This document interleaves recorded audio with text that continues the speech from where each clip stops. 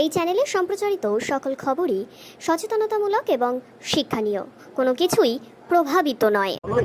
Doctor CB আনন্দ বোসের সাথে আমি, মাননীয় শ্রী দিলীপ ঘোষ, শ্রী জগন্নাথ চট্টোপাধ্যায় আমাদের রাজ্যের সাধারণ সম্পাদক, আমাদের শ্রী দীপক বর্মন এমএলএ এবং সাধারণ সম্পাদক, আমরা মাননীয় গভর্নর সাহেবের সাথে দেখা করি এবং তাকে আরজিকর ঘটনা, 9 আগস্টের ঘটনা এবং তার পরবর্তী যে সমস্ত ঘটনাবলী ঘটেছে পশ্চিমবঙ্গে, সাধারণ মহিলাদের রাত্রে নেমে 14 তারিখ রাত্রে নেমে প্রতিবাদ থেকে শুরু করে, ছাত্র সমাজের অরাজনৈতিক প্রতিবাদ থেকে শুরু করে, গতকাল ভারতীয় জনতা পার্টির বন্ধ, তৃণমূল কংগ্রেসের গুন্ডামি কোনো জায়গায়, এবং তার সাথে এই প্রথম আমরা দেখলাম যে একজন সিএম মঞ্চ থেকে গুন্ডামি মারছেন, যেন গুন্ডারা হিন্দি এবং বাংলা সিনেমায় ধমকায় চমকায়, সেরকম দেখলাম যে একজন মুখ্যমন্ত্রী ডায়লগ দিচ্ছেন ধমকানো এবং চমকানোর। তাতে তিনি ফোর্স করবেন, কি করবেন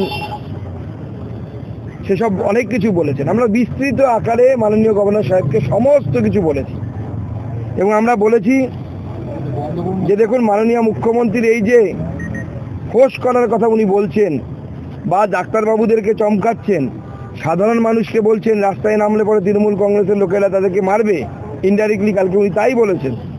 পুরো ডিটেলস আমরা মহামহিম গভর্নরকে জানিয়েছি এবং ওনার কাছে প্রার্থনা জানিয়েছি যে আপনি ভরসা, আমাদের পশ্চিমবঙ্গবাসী অনেক আশা নিয়ে আপনার দিকে তাকিয়ে আছে।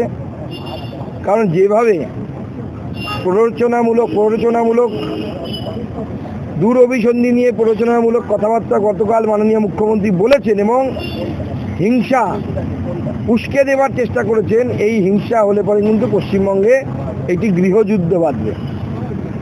কারণ উনি ফোঁস করলে আমরা বসে থাকবো, এরকম তো হতে পারে না। তখন আমি যেমন গতকাল বলেছি সেরকমই হবে, তখন তেরে মেরে ডান্ডা করে দিই ঠান্ডা, বাংলার মানুষ তখন তেরে মেরে ডান্ডা করবে। আমরা চাই না সেই ধরনের পরিস্থিতি তৈরি হোক। প্রেক্ষিতেই তো পুরো বিষয়টা তৈরি হয়েছে।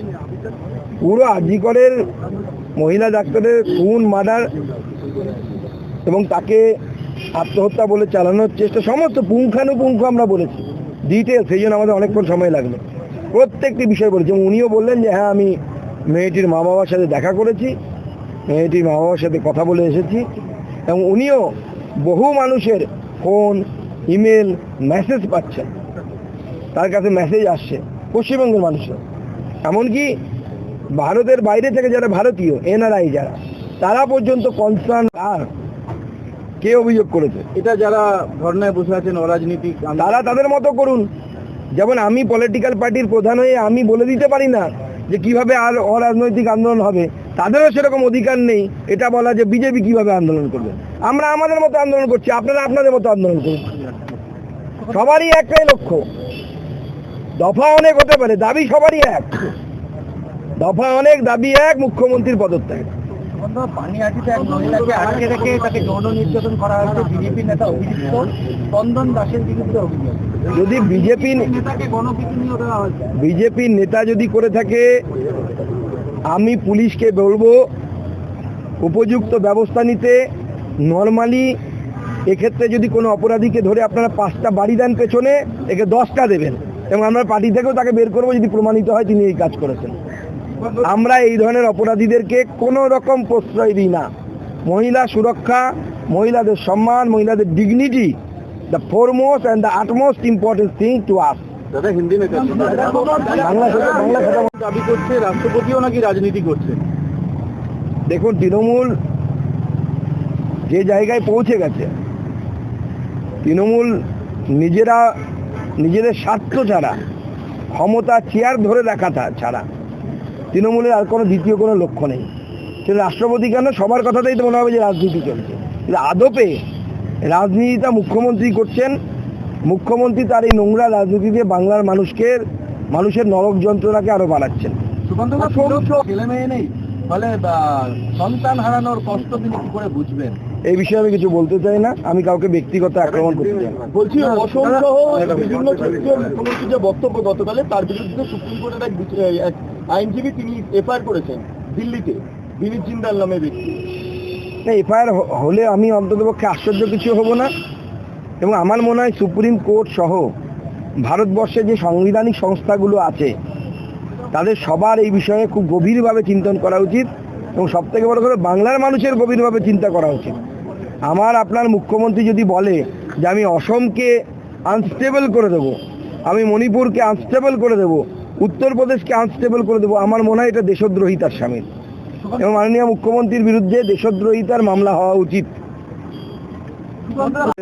সাংবিধানিক অধিকার, বাংলার গণতন্ত্র, বাংলার মানুষের স্বাধীনতা স্বাধিকার এই রক্ষার দায়িত্ব সংবিধান আপনাকে দিয়েছে। সেজন্য আপনার কাছে আমরা অনুরোধ নিয়ে এসেছি যে আপনি এই অধিকারকে রক্ষা করার জন্য যা যা করা প্রয়োজন তা করুন এবং উপযুক্ত ব্যবস্থা নিন। সুকান্তদা, যা যা করা প্রয়োজন মানে রাষ্ট্রপতি শাসন কি দাবি করবে? দেখুন, আমরা ওনাকে বলেছি যে বাংলার মানুষের সাংবিধানিক অধিকার রক্ষার জন্য যা যা করা প্রয়োজন। এবার কী করা প্রয়োজন সেটা তো সংবিধান অনুসারে উনি ঠিক করবেন এবং ওনার উপরের লোকেরা ঠিক করবেন। আজকে মহামান্য রাজ্যপাল দিল্লি যাচ্ছেন, দিল্লি গিয়ে উনি কথা বলবেন, পরবর্তী সময়ে সমস্ত কিছু দেখে ঠিক হবে। আজকে তো বাংলার পরিস্থিতি দেখে সবাই চিন্তিত। স্বয়ং প্রধানমন্ত্রী বলেছেন, মহামহিম রাষ্ট্রপতি যিনি কোনো বলেন না তিনি পর্যন্ত বলতে বাধ্য হয়েছে। একজন সিনিয়র অ্যাডভোকেট সুপ্রিম কোর্টের, যাকে গোটা ভারতবর্ষ চেনে, যিনি বলেন যে আমি প্রথাগতভাবে বা নীতিগতভাবে 356 ধারার বিরোধী, কিন্তু মনে করি পশ্চিমবঙ্গে এমন একটি রাজ্য সেখানে 356 ধারা হতে পারে। এই ধরনের মন্তব্য সুপ্রিম কোর্টের সিনিয়র মোস্ট কাউন্সিলের কাছ থেকে আসা, আমার তো মনে হয় মানে তিনি তো মস্করা করার জন্য বলছেন না। গোটা ভারতবর্ষের মানুষ চিন্তিত। বিশেষত গতকাল মাননীয় মুখ্যমন্ত্রী যে কথাগুলো বলেছেন যে আমি আসামকে অশান্ত করে দেব, আমি মণিপুরকে অশান্ত করে দেব বা অশান্ত হবে, উত্তরপ্রদেশ অশান্ত হবে।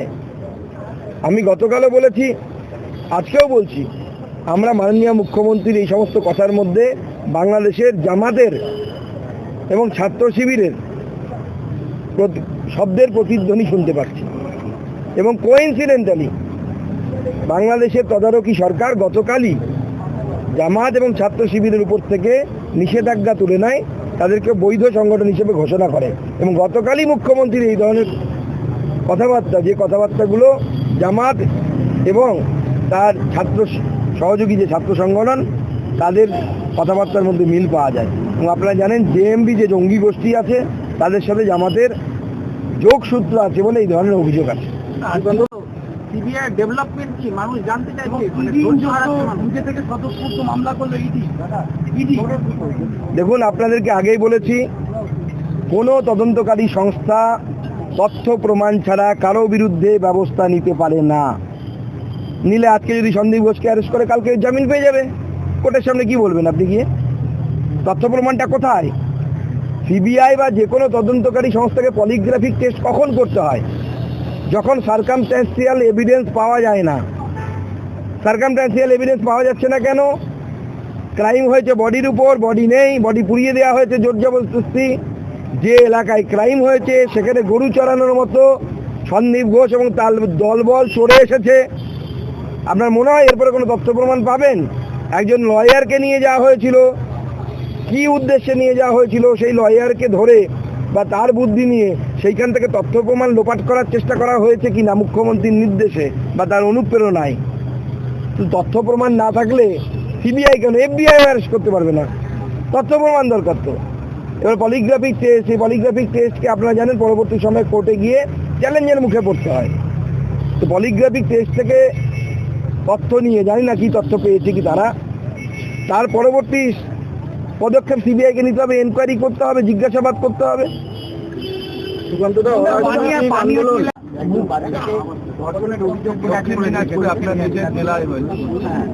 হ্যাঁ, তৃণমূলের এক যুব নেতা আমার জেলাতে, এক আদিবাসী মেয়েকে ধর্ষণ করেছে, আদিবাসী নাবালিকাকে ধর্ষণ করেছে। পার্টি ম্যাটার না, ম্যাটার হচ্ছে আপনার যে সিস্টেমটা চলছে, ল অ্যান্ড অর্ডার সিস্টেম চলছে। আমরা যেটা বারবার বলছি যে আরজি করের ঘটনাকে কোনো বিচ্ছিন্ন ঘটনা হিসেবে দেখবেন না। এটা শাসকের মাইন্ডসেট। আর শাসকের মাইন্ডসেট যখন এরকম হয়ে যায়, তখন নিচু তলার যারা অপরাধী আছে তারা ধরাকে সরা জ্ঞান করে না, তারা এনকারেজ হয়।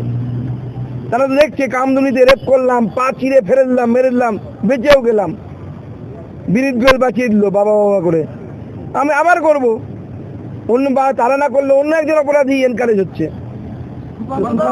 আপনাদের যে আন্দোলন শেষ করুন, লাস্ট সেখানে এই যে ছাত্র সমাজের নবান্ন অভিযানের পর একের পর এক আহ্বায়ককে, নেতাকে বা সেদিনকে যারা এসেছেন তাদের আটক করা হচ্ছে, এই বিষয়ে রাজ্যপালকে কিছু জানিয়েছেন? আমরা মহামহিম রাজ্যপালকে বলেছি যে গণতান্ত্রিক আন্দোলন যদি পিসফুল হয়, শান্তিপূর্ণ হয়, তার উপরে কেউ কোনো রকম ব্যবস্থা নিতে পারে না, সরকারও ব্যবস্থা নিতে পারে না। এরকম একটি স্ট্যান্ডিং ভার্ডিক্ট সুপ্রিম কোর্টের আছে। সুকান্ত মজুমদার, দিলীপ ঘোষেদের বলার প্রয়োজন নেই, বা আমি বলবো মহামহিম রাজ্যপালেরও বলার প্রয়োজন নেই। ভারতবর্ষের অ্যাপেক্স কোর্ট, সর্বোচ্চ আদালত সেটা বলে দিয়েছে আপনি করতে পারেন না। কিন্তু তবুও এই রাজ্য সরকার যেভাবে দমন পীড়নের নীতিতে চালাচ্ছে এই রাজ্যকে, আগামী দিনে এটা যদি বুমেরাং হয়ে যায় এবং এখানে যদি মাননীয় মুখ্যমন্ত্রীর পরিস্থিতি খারাপ হয়ে যায় যে তাকে যেন রাজ্য ছেড়ে পালাতে না হয়, সেরকম পরিস্থিতি কিন্তু তৈরি হতে পারে।